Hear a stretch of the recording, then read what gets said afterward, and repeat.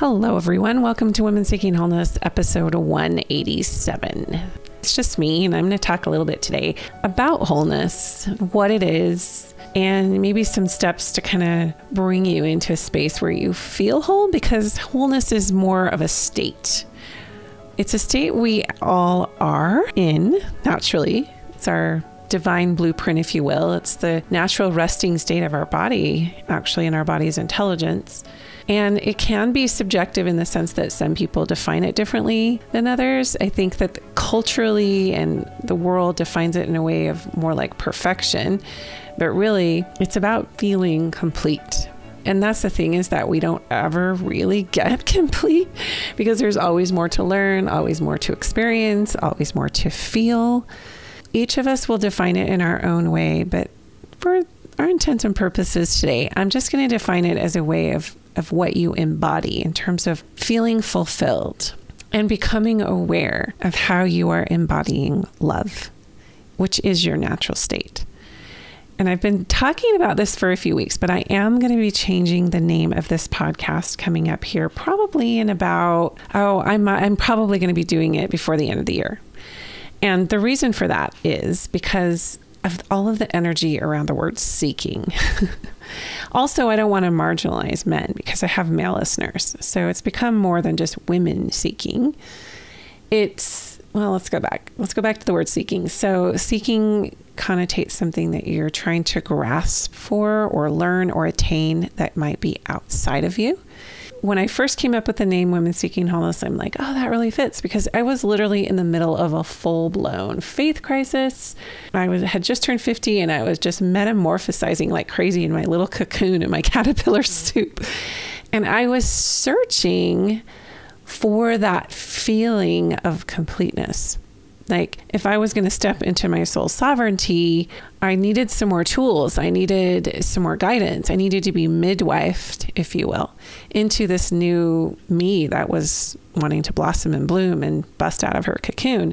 And what I realized is that part of what was creating a lot of resistance in me is that I wasn't embracing that I already was whole.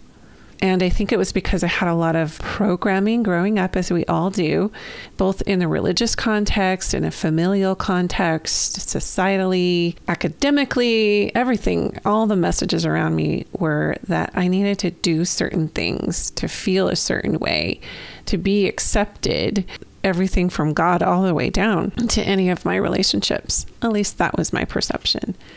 And so it became this light bulb moment that I went, I'm really done seeking. I feel like my next step, my next phase of life is to just rest into who I already am and to celebrate that, to embrace that. So I'm not going to reveal the name of the podcast yet, the new name, but I will definitely give you the heads up because you'll probably see that change happening. If you are subscribed to this podcast, which you are, that will be seamless. You won't really have to do anything, but it might jolt you a little bit like, what? What's this? All right. So wholeness. There's a scripture in the New Testament that says, be therefore perfect, which if you look at the direct Hebrew and Aramaic, it's more about be ye whole or be therefore whole. For me, I had to reinvent or resurrect a part of me that had been dormant. I did go through a death and rebirth process, which I have talked ad nauseum about on this podcast. And so I was sort of unearthing, like chiseling away at all these dead old constructs and patterns that weren't serving me, just so I could get to the heart of like, what wants to be unveiled? What masterpiece wants to be chiseled away at, to be shown and manifest as the real me, the authentic me? Wholeness is really the result of connection. It's about connecting your mind, your heart, and your soul. And I would add, I always like to draw this reference, but if you look at your heart as the main connection point of your body and soul, and you draw a little loop up to your head and back down to your heart and down to your sacral chakra or your womb space and back up to your heart, it makes a figure 8. I'm a very visual person. I like to see that in my mind's eye when I'm breathing or when I'm with someone.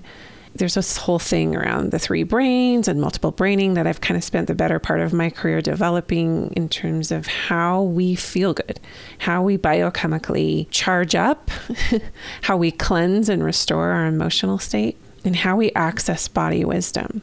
So there's some science to this, but also it's just a very holistic way of looking at like, okay, if I want to feel whole and complete, it's a process of connection.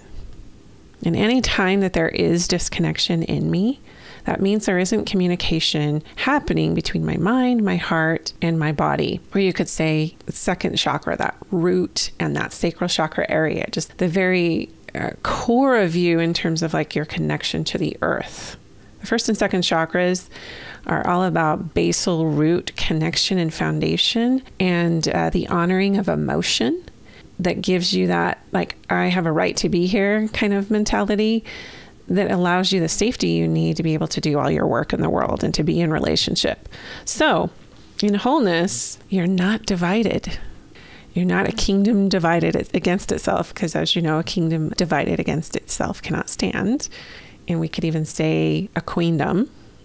So the choices that you make determine how well connected you are. And these choices happen in a moment because you are a dynamic chemical being. You're a dynamic, multisensory and multidimensional being. But to scale it down and to just whittle it down into like, hey, if I stay connected and in communication with my inner self, I can stay connected to all that is. And this will allow me that flow I need and have that interconnectivity so that I remain here. I remain embodied. And when I say here, I mean, don't check out, don't disassociate, stay in this body, create containers of safety for you to be here. So the secret really to being able to live in a state of wholeness is not to be future minded or past minded. I mean, those serve their own place, of course. We want to respect them. We want to have a vision for the future, and we want to put the past in its rightful place. But it's about being here right now. It's about being present. So in order for you to stay lined up in that figure 8 configuration I was talking about, you know, heart to head, back down to heart, down to gut, up to heart again, that means listening, deep listening. Your soul functions with this inner communication. For so long, we've been fragmenting ourselves. The message has been to just, you know, do what needs to be done. Pick yourself up, dust yourself off, and go. We're not really trying to be in survival mode on this earth. We're trying to really get aligned with that inner soul voice that's trying to communicate with us. You know, you talk about all these different constructs like the Holy Ghost and God and ancestors and archangels and spirit guides and angels and all these things that, you know, are influencing us in my belief system. Yet there is one voice that always rises to the top, and it is your higher self, your soul voice that is in complete alignment and connection to Creator. So when you listen into that quote unquote still small voice, I mean, it is completely irrespective of like your belief system, your religious or spiritual status, or anything else that you chose or didn't choose. It's just a free gift there for you to tune into. You don't have to be worthy of it. You don't have to understand it. You just have to learn to communicate with it. It's there to share and inform and direct. But I think what got left out of the equation when we were being taught these things is that we felt like we had to be living a certain way or be at a certain standard before we were fully worthy to fully embrace that still small voice. And what that did is it created a barrier between our soul voice coming through and our own level of judgment of self. So that self-abnegation actually reinforced that wall over and over and over again until it became really difficult to hear that voice. And we made that voice something other than what it is. And what it is just a gift of grace to be guiding us into our own unique soul path, our own unique voice and expression in this world. I did an essential emotions training with myself, my sister, a couple of other friends that are really into the whole use tools of the earth, essential oils, and declarations and visualizations as a modality to be able to help people to get really at the root cause of what they're believing and what their emotional state is, so that we can create a state change. So we did this whole training a few weeks ago on it. And I was sharing with the group how there's this process that happens when we start to dilute, diminish, ignore, squash down that voice, our own unique soul voice. It's not going out to the general public and all of God's creation. It's only coming through us. Our spirit and our soul is directly in an alignment with the divine in its pure form. It's not able to be adulterated or dimmed. It's just the barriers that we create. We block it so it can't come in full force. When we suppress something, when we are not able to express what we feel or think, we're not able to really express what lives in us as a question or thought or an insight or whatever it is, any kind of expression, our personality, anything. If we're not able to express freely and safely, we suppress. And suppression leads to oppression, because hurt people hurt people. If we're bottled up, we're going to blow, and we're going to oppress unknowingly oftentimes. So the lack of expression leads to suppression, which leads to oppression and eventually depression. The root word is press. We're pressing ourselves down. And according to Dr. Gabor Mate, he's one of my favorite teachers on trauma. He's probably one of the world's experts on trauma and addiction. And he defines trauma where in some moment of time we did not have the capacity or the skills to be able to express and process. We didn't have the mental capacity or the physical or the spiritual capacity to process what was happening. And it isn't, he said, necessarily what happens to you that makes it traumatic for you. It's what's happening on the inside of you. And because we are all at different sensitivity levels and we all interpret things very subjectively in our own mind and body space, that is very, very different from person to person. So wholeness is about embracing our shadow sides, our traumas, our self-judgment, our lack of whatever as we perceive it. It's about embracing that part of us alongside the love, light, peace, joy, and all of those good fruits. So it's about giving yourself the permission to allow what needs to express, because if you don't, you'll get sick. Disconnection is born, when we talked about wholeness being connection, disconnection is born of always dividing yourself off, fragmenting yourself off, not letting something express. And there are healthy ways to express. We move more and more into a space of wholeness. Like if we feel something on the shadow side, we should be able to express that. So that looks like journaling. That looks like EFT. That looks like yelling into a pillow. That looks like going up in nature and letting that container support you as you release. There's many, many ways that we can express what wants to come out. But I'm not just talking about the negative stuff. You have to find a way to express positively, express your gifts, express how you feel, the way that you give and receive love. Those are all important to acknowledge in terms of healthy emoting and expressing. Nourishing your body, nourishing your light body, feeding yourself fresh energy every single day. You know, you meet a lot of people who are sort of in that negative space of nihilism and, oh my gosh, like it's so hard right now, and all of those kinds of statements. And while those things are very true, there's so much happening right now. We are accelerating the pathway of awakening on this planet. And there's so much hope that can be born because of that. And now there's this new vibration coming in, and it's brilliant. And if you can fixate on that and see that, that glimmer of hope builds and builds and builds and increases in you. And it builds up hope to the extent that you become a force for others in this new awakening, in this new consciousness expansion. So giving yourself inspiring content instead of just focusing on the lack, focusing on what's wrong or watching. I finally had to stop watching the news. You guys have heard me say this before. It was just affecting my light body and my sensitive soul because I felt helpless. And I realized the only thing that I can do is send good light and vibration to the places that I can't be live and I can't have a direct impact on.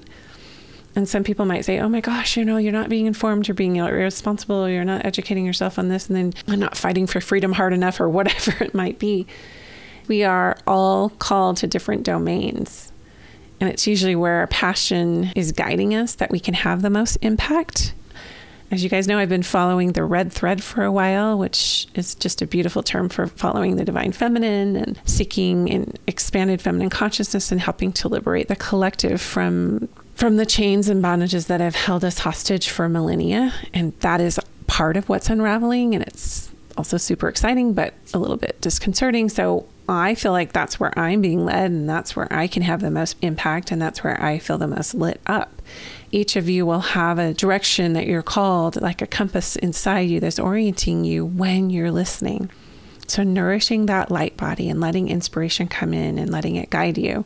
When you're getting this input from your soul, you become more creative. Your mind will spark new ideas and new innovations and new insights. And so recording those can become really, really important. Maybe you can't act on it right away, but at least by capturing it, writing it down, you have a basis from which to act when you feel that window opening up in your life where you can actually explore your creativity more. And again, that's part of expression. Your creativity is your expression, and you can't suppress that. I believe that is one of the biggest contributors to soul depression and listlessness and apathy and checking out and disconnection, is when we don't have a creative outlet for that expression that wants to move through us, and we judge it too. Part of this process of stepping into your wholeness and really embracing your wholeness is to just come in with a sense of commitment to daily awareness. I would say a practice of some kind, but I even hate to use that word because that can trip people up a little bit because it feels too structured. But something every day where you're going into a deep awareness, and you're just asking to be shown things or form new beliefs, really building your sense of self daily in a new way. That becomes really important. Generosity and gratitude are big, huge expanders. When you really want to shift out of something, immediately finding something to be grateful for about it, or what it's teaching you, or how it's shaping you, or how it's helping you become more loving and empathetic, whatever it might be, finding ways to give gratitude for what is versus looking for evidence of what is not working or what is not can be really powerful in terms of helping you to come more in touch with embracing the shadow, as we talked about earlier, just embracing all the stuff that lives in you that is not serving you. And you recognize it and you're like, okay, I see it. I see this pattern now. Here it comes. And I'm just going to love it. It begins at the level of your soul, and it can be a never-ending wellspring for you if you continue to cultivate, noticing things to be grateful for. Relationships are really key when you're looking at embracing your wholeness. You recognize really quickly that everyone and everything is connected and that you're not alone. So that means you're in relationship with a lot. Maybe you have a few close relationships, or many, it doesn't matter, but whatever is in front of you and whatever has been granted unto you in your path is a sacred relationship. Even if it looks super dysfunctional, usually the dysfunctional ones are the ones that are teaching us the most. Every single day that you wake up is an opportunity to enter a new world. It's an opportunity to connect in, release patterns that aren't serving you, inputting new patterns, inputting new information, new inspiration. It's about feeling the world. When we're talking about wholeness, we're talking about really trying to just feel alive in the world through your senses. It's not about trying to understand what's going on or figure it out. It's about, boom, I'm in my body. I'm embracing this day. I'm going to feel what it means to be human today and to walk out into the world and notice my relationship to what is and my relationship to whatever's coming onto my path. And you get to give yourself permission to seek out your own mysteries. We crave the freedom to seek after what drives us and moves us and we're passionate about, kind of what I was telling you earlier about the red thread. That means the answer lies in seeking your own mystery, not what's been handed to you or told to you in a set of approved curricula, dogma or tradition. It's about, this is a new time. I'm going to feel this world around me. I'm going to take charge of my own timeline. I'm going to feel what it means to be human and feel alive in my senses, even in the shadow aspects of what might be coming up for me right now. Entering every day like this is the art of expression and the art of connection. So coming back to that figure 8, starting in your heart, breathing into it, saying hello to it. Hello, heart. Here I am. It's a new day. The heart intimating to the mind what it might be sensing or feeling, because your heart does think, and it does have multiple neural pathways extending from it to your brain. The brain acknowledging that, thank you, heart. It feels good to be alive, or this hurts, or I'm in grief over this, or I'm in sadness over this. And allowing that, and then the mind coming back to the heart in that acknowledgement, in that first loop of the figure 8. Brain and heart messaging down to your gut space or your womb space, which is considered by many to be the holy of holies for women. Just that really sacred connection piece where you feel embodied wisdom and you feel that deep sense of trust and connection to Mother Earth for you being alive at this time. And allowing the heart and mind messages to come and feed that sacral chakra. This is where all your creativity lives, your unexpressed emotion. They call it the waters of emotion in the second chakra, bringing it back right up to the heart. And now they're all three playing in the same team. They may not be perfectly feeling alive and wonderful, but they're aligned. And just this simple process, this simple acknowledgement, this simple visual of alignment can shift you immediately. It entrains your body's intelligence and your neuroreceptors that you're inputting this new way of being and thinking about how your body reacts to its environment. I just love the word wholeness. I love that it doesn't have to be perfect. It just means honoring your goodness, seeing your goodness, connecting to your goodness. It's just, hey, this is what is. My wholeness means all of me. My wholeness means everything I've experienced or felt or thought. Getting to examine that, love it into a new way of being. But at my core, I'm whole. At my core, I am undivided. Wholeness is not feeling the division within yourself. It has very little to do with what is going on outside of you. It's just relating to the connectivity consciously every moment that it comes into your awareness. So make it an intention to maybe share with some of your loved ones how committed you are to being whole, which means being imperfect. It means being sometimes in your shadow, but at least communicating and not suppressing anymore to yourself and those that are closest to you that this is the path you're on, and that you value yourself enough to take that time to be with yourself in all your states, in all your glory, in all your shadows. As always, I am with you in spirit. I feel you when I talk, especially when I'm doing these solo episodes and I'm just talking literally off the cuff like this. I can feel some of you. I can feel the yesness and I can feel the resistance. We have built up so many barriers and so many walls to our soul voice, to our higher self. I think just part of my intention as I share, especially as I'm doing a lot of these interviews, is to get you to see many vantage points and many personalities and many people from many backgrounds and constructs and belief systems kind of saying the same thing. Like, it's time to be yourself. It's time. The world needs you, your expression, the medium of you and your authenticity. So with that, hope you will stay tuned to all our happenings, all of our offerings and the conversations we're having online at Cherie.Burton, as well as asking to join our private Facebook group, Women Seeking Wholeness, as we look into coming into more depth, giving you the permission and emboldening you with that permission to be yourself and to listen to your soul voice and let her out or him out. So have a glorious week, and we'll talk to you next Wednesday on Women Seeking Wholeness.